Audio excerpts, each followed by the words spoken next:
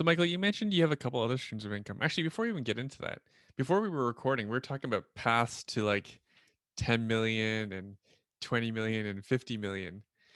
And you're a big thinker. Can you talk about what the path is to do that? Like, is it possible for someone starting today investing? Or can you even speak to your own experience? Like, how fast will it take you to get to 20? I don't know. Where do you want Yeah, to go?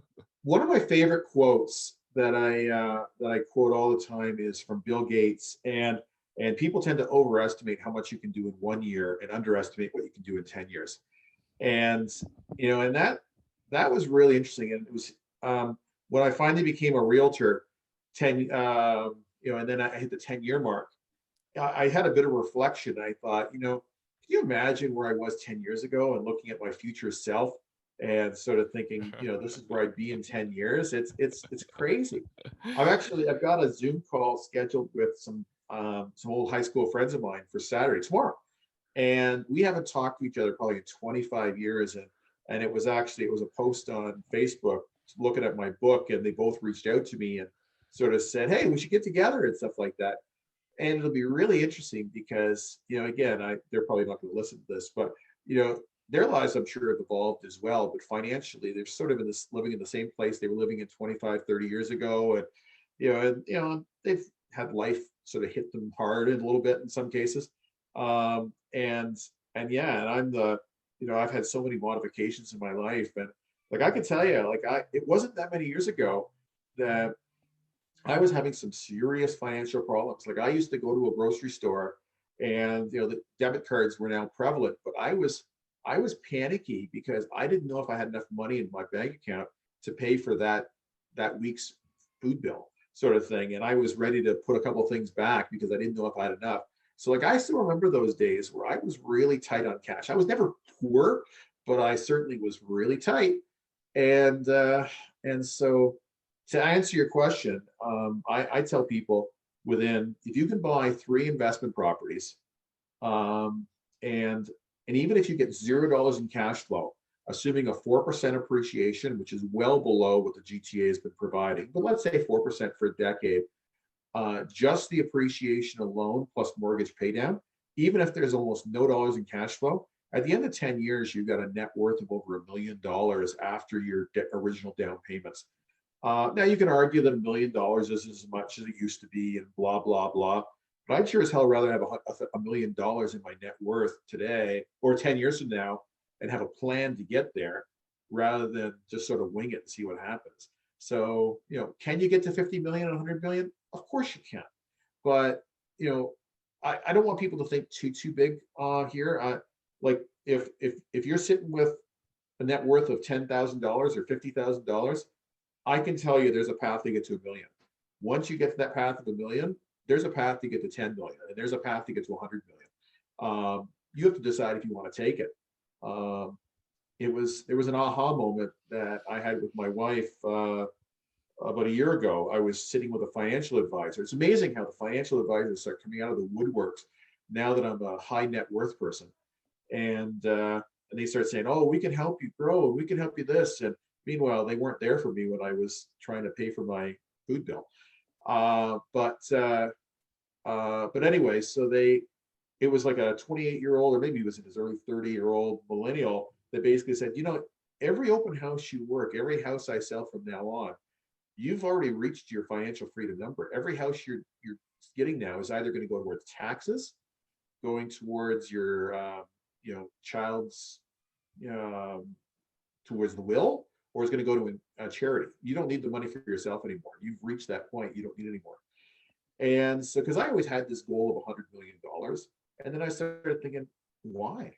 Why? Like, if I can do really well with 10 or 20 or 30 million, and then work 4 to 10 hours a week, just sort of managing my portfolio and doing a few little fun passion jobs, that's okay. Pretty cool. That's why I invited you to have a come golf. You have plenty of time, it seems.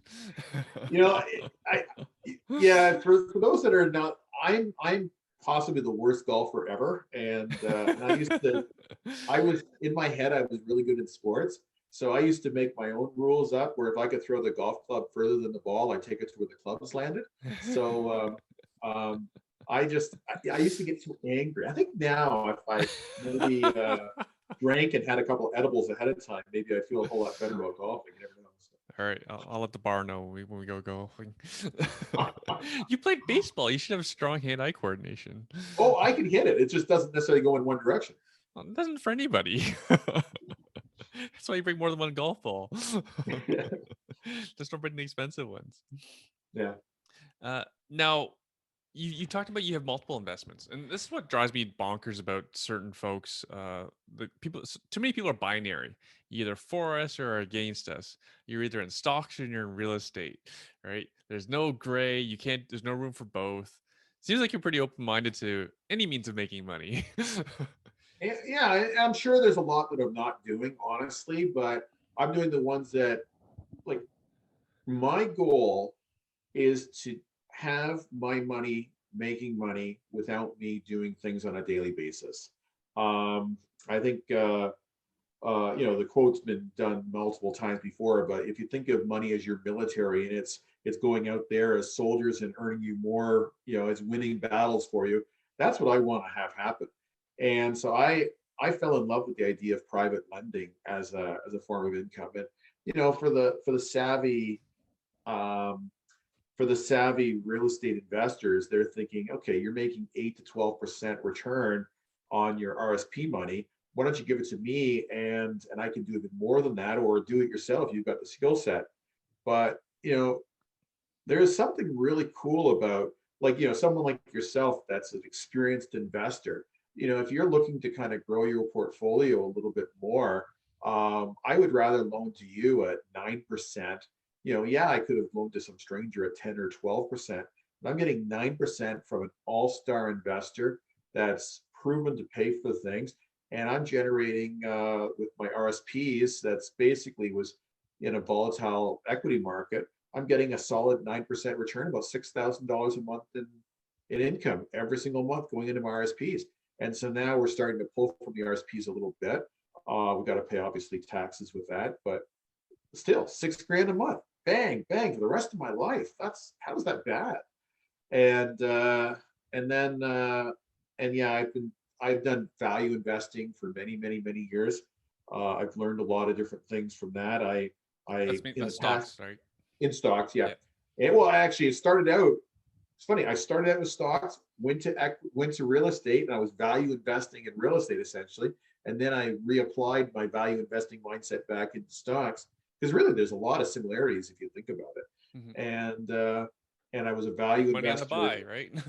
Yeah, it's in my mind, like in both cases, I was making it on the whole, because I would buy that if, let's say, there was a company that I was buying it at a decent fair price and just doing well with it, and then if I hold on to that stock for 10, 15 years, I'm okay with that. And if it's providing me with dividends, that's even better. But even if it didn't, it was going up in value, I was okay with that.